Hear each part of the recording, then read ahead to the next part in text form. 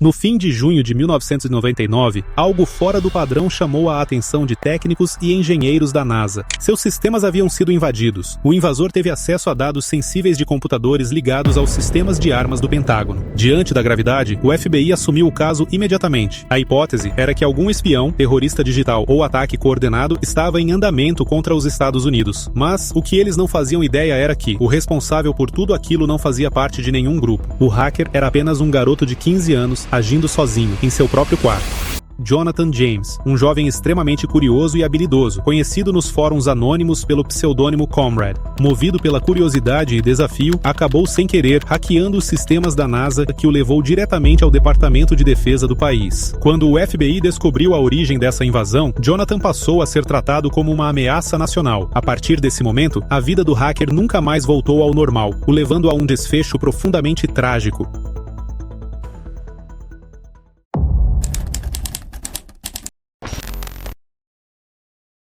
Jonathan James cresceu na Flórida, no fim dos anos 1990, em uma época em que a internet ainda engatinhava e computadores começavam, pouco a pouco, a entrar na rotina das famílias. O interesse dele por computadores começou cedo, por volta dos 6 anos de idade, quando passou a usar com frequência o computador do pai para jogar videogames. E foi aí que algo mudou. O que começou como um simples videogame logo virou curiosidade, e a curiosidade rapidamente virou obsessão. Se era só uma fase, os pais achavam que sim. Ainda na adolescência, ele passou a dedicar praticamente todo o tempo livre a explorar softwares, desmontar programas e testar redes locais. E essa imersão tão precoce fez com que ele começasse a entender arquiteturas de rede, protocolos e mecanismos que naquela época eram desconhecidos para a maioria das pessoas. Seus pais logo perceberam que o filho passava tempo demais em frente à tela. Esse comportamento acabou levando os pais, quando ele tinha cerca de 13 anos, a tomarem uma decisão de confiscar o seu computador. Parecia uma solução, porém, o efeito foi o oposto. Jonathan fugiu de casa e se recusou a voltar enquanto não devolvessem a máquina, afirmando que programação e videogames não estavam afetando seu desempenho escolar. E, de fato, as notas dele eram altas, mas havia um detalhe que os pais só descobriram depois. Jonathan tinha invadido o sistema de redes das instituições de ensino e alterado seus próprios resultados escolares. Isto demonstrou que o garoto era um prodígio. Ele já escrevia pequenos programas em C e testava comandos Unix que a maioria dos programadores não entendiam. E foi neste ambiente silencioso do próprio quarto que Jonathan começou a se questionar: até onde eu consigo ir? A transição da simples curiosidade para a infiltração de sistemas aconteceu de forma quase natural. E por que ele desejava isso? Não era por dinheiro ou interesse em roubar e vender informações secretas. O que motivava Jonathan era algo bem mais simples e ao mesmo tempo perigoso. Ele queria provar que conseguia atravessar portas que especialistas juravam estar trancadas. Foi assim que ele começou a invadir servidores escolares e pequenas redes locais em sua cidade. Esses primeiros ataques funcionaram como o seu laboratório particular. No fundo, Jonathan ainda encarava tudo como um jogo. No entanto, tudo isso já estava ficando tedioso. E uma ideia começava a se formar na cabeça dele. Por que não testar minhas habilidades de hacking em um alvo maior?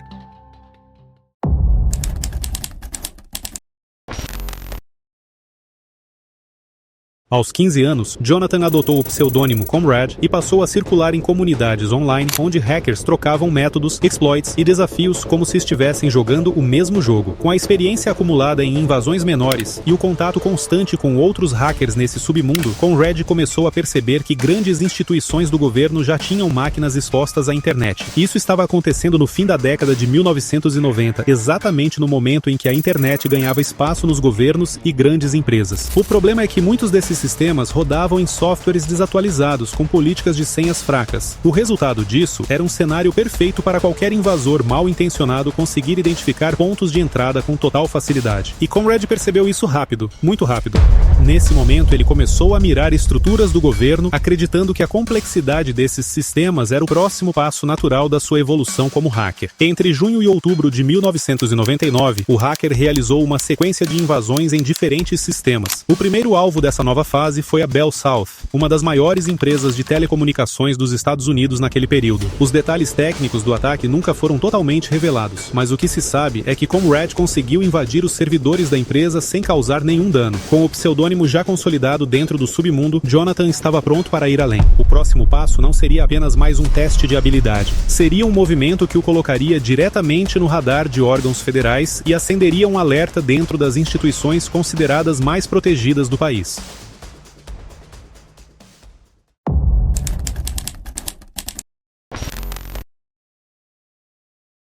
Em junho de 1999, o jovem encontrou um servidor para invadir em Huntsville. Ao identificar a vulnerabilidade, Conrad se conectou e instalou um malware no sistema. A partir dali, ele conseguiu escalar seus privilégios dentro da máquina, ampliando seu controle até alcançar outros 13 computadores conectados à mesma rede comprometida. Através dele, Conrad passou a acessar informações sensíveis e instalou uma backdoor que lhe permitia observar, em tempo real, a comunicação interna da agência. Tudo acontecia de forma silenciosa, sem alertas ou interrupções. E aí surge a pergunta: por que parar ali? Em vez de interromper a ação, ele seguiu adiante. O que Jonathan ainda não sabia, naquele momento, é que a rede que ele havia hackeado não era um sistema qualquer. Aquela infraestrutura pertencia a uma unidade estratégica da NASA, ou melhor dizendo, o Centro de Voos Espaciais Marshall. Essa unidade tinha um papel central dentro da agência. Era ali que os engenheiros desenvolviam e testavam motores de foguetes, além de sistemas de comunicação essenciais para o funcionamento da Estação Espacial Internacional. Ele invadiu um dos pilares técnicos do programa espacial americano. O hacker baixou softwares avaliados em 1,7 milhões de dólares. Todos de propriedade da NASA. Eram programas utilizados para controlar o ambiente interno da Estação Espacial Internacional, componentes fundamentais para manter astronautas vivos em órbita. Apesar da gravidade do acesso, os computadores hackeados não estavam relacionados ao comando e controle direto de foguetes ou satélites. Pelo menos não corriam o risco do invasor lançar um foguete ou satélite para o espaço, mesmo se quisesse. Ainda assim, o impacto foi suficiente para acender um alerta máximo dentro da agência. Quando especialistas em segurança perceberam que a rede havia sido comprometida, as máquinas afetadas foram desligadas por cerca de 3 semanas, enquanto equipes técnicas analisavam a invasão. Esse processo gerou aproximadamente $40 mil em prejuízos diretos para a agência. O FBI entrou em cena, tratando o incidente como uma possível ameaça à segurança nacional. E foi nesse momento que surgiu a revelação mais desconcertante de todas. Pela primeira vez, os especialistas estavam prestes a descobrir que o invasor não era um agente estrangeiro, nem parte de um grupo terrorista ou de espionagem internacional. Era apenas um adolescente agindo sozinho a partir de um quarto escuro em um bairro suburbano. Jonathan James ainda era apenas um estudante comum, frequentando as aulas pela manhã como qualquer outro adolescente. À noite, voltava para casa para continuar mexendo onde não devia, sem noção clara da dimensão que suas ações haviam alcançado. Ao final dessa jornada como hacker, em setembro de 1999, Conrad deu mais um passo perigoso. Ele instalou uma backdoor em um servidor localizado na Virgínia. O que ele ainda não sabia é que aquele servidor pertencia a uma divisão estratégica do Departamento de Defesa dos Estados Unidos, responsável por analisar ameaças externas à segurança do país. A partir desse ponto de entrada, James conseguiu interceptar diversas credenciais de usuários da agência, o que lhe abriu caminho para acessar dezenas de computadores ligados diretamente ao Departamento de Defesa. Essa agência tinha uma missão bem específica: monitorar ameaças aos Estados Unidos envolvendo armas nucleares, biológicas e químicas, além de armamentos convencionais. Mesmo assim, o adolescente conseguiu avançar ainda mais. Ele invadiu um sistema de computadores de armas do Pentágono, interceptou cerca de 3.300 e-mails, roubou senhas de funcionários e, em alguns casos, chegou a se passar por um deles dentro da própria rede.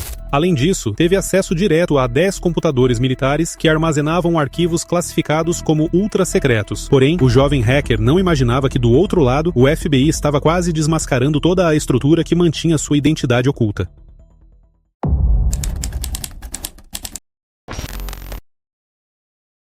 A investigação conduzida pelo FBI avançava rápido, reconstruindo passo a passo as atividades de Conrad a partir de pequenos descuidos cometidos durante as invasões. Os dados coletados permitiram que os investigadores comparassem horários, rotas e padrões de tráfego, até que as informações de registro da rede apontaram para um endereço de IP específico utilizado por Conrad. Os agentes já sabiam a localização do criminoso. Agora eles se perguntavam: quando vamos capturá-lo? Com base nas evidências reunidas, os federais obtiveram um mandado de busca e apreensão. Durante dias, monitoraram a casa da família James, analisando horários, padrões de atividade e sinais que confirmassem que os computadores daquele endereço estavam sendo usados para conexões suspeitas. Em janeiro de 2000, a espera terminou. Agentes federais entraram na residência da família James com o mandado em mãos. Eles apreenderam computadores, disquetes, cadernos de anotações e qualquer equipamento que pudesse conter vestígios das invasões, tratando cada objeto como uma possível peça-chave da investigação. A revelação caiu como um choque. Descobrir que o responsável por invadir órgãos nacionais de alta segurança era um estudante de apenas 15 anos surpreendeu todo o FBI. A apreensão foi conduzida de forma cuidadosa. Especialistas copiaram discos rígidos, analisaram diretórios temporários e localizaram ferramentas, scripts e conexões armazenadas que correspondiam exatamente às rotas identificadas nas invasões. As autoridades se recusaram a explicar publicamente como chegaram até o adolescente. No entanto, o pai de Jonathan afirmou que o governo, em conjunto com o provedor de internet, havia rastreado as chamadas telefônicas feitas para a casa da família. Apesar da gravidade dos ataques, a idade de Jonathan mudou completamente o rumo do caso. Por ser menor de idade, ele foi acusado apenas por delitos juvenis e sentenciado a 6 meses de prisão domiciliar, além de liberdade condicional até completar 18 anos. A punição reconhecia a dimensão dos crimes, mas também deixava claro que o sistema ainda o via como um adolescente, não como um inimigo do Estado. James admitiu que sua motivação nunca foi dinheiro. Ele se declarou culpado e recebeu como pena o período de prisão domiciliar, acompanhado de uma severa restrição. Ele estava proibido de usar computadores para qualquer atividade que não fosse estritamente escolar.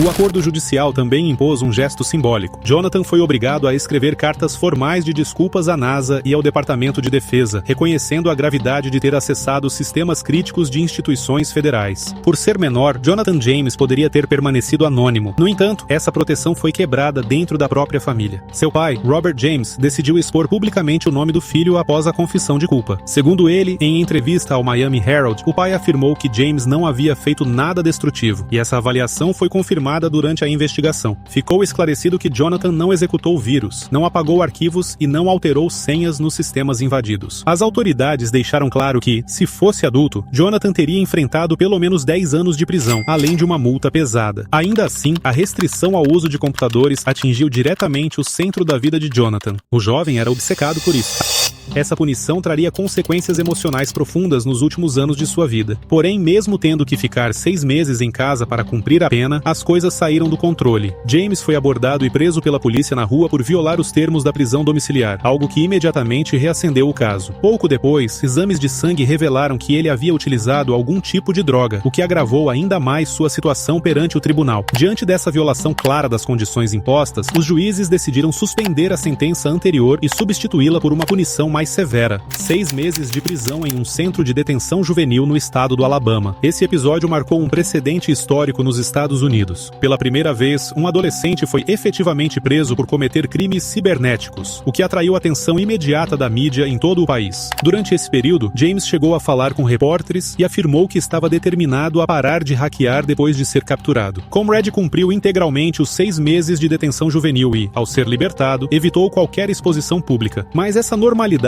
que James buscava, depois de tudo o que havia vivido, não duraria muito tempo.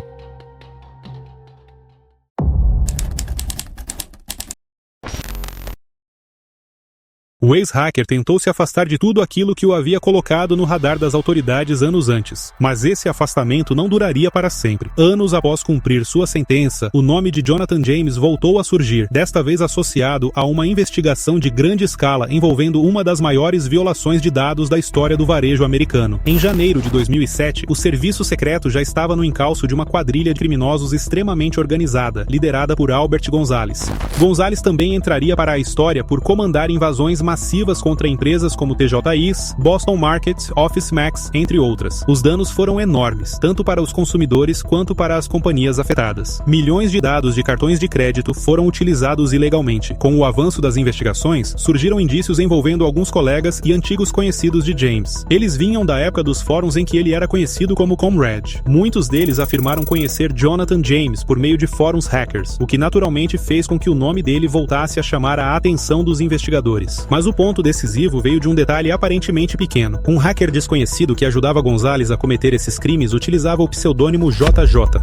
As iniciais coincidiam exatamente com o nome de Jonathan James. Isso, por si só, foi suficiente para levar o serviço secreto a solicitar um mandado de busca. Em janeiro de 2007, agentes federais invadiram a casa de Jonathan, além das residências de seu irmão e de sua namorada, em uma tentativa de apurar um possível envolvimento no esquema de fraude com cartões de crédito. Durante as buscas na casa de James, os agentes encontraram uma arma e uma carta de suicídio relacionada a uma tentativa anterior de tirar a própria vida. Mesmo diante desse cenário, Jonathan afirmava ser inocente. As iniciais se tratavam de Steven Watts, um hacker pseudônimo Jim Jones. Como não encontraram nenhuma evidência que ligasse James aos crimes em andamento, as autoridades foram obrigadas a arquivar todos os mandados de prisão relacionados ao seu nome. Ainda assim, para Jonathan, esse foi o pior momento de sua vida. Ele teve a sensação de que estaria sempre sendo vigiado. Todos esses eventos levaram James a um estado de profunda depressão. Em 18 de maio de 2008, aos 24 anos, Jonathan foi encontrado morto em sua casa, vítima de suicídio. Uma carta foi encontrada perto dele, juntamente com suas senhas do PayPal e de várias outras contas. A última parte da carta, ele afirmava sua inocência nas investigações recentes e declarava não confiar mais no processo judicial que, segundo ele, sempre o veriam como uma potencial ameaça ao país. A carta, escrita de forma direta, expôs a angústia acumulada ao longo dos anos, colocando um fim a uma trajetória marcada pela pressão psicológica que o perseguia.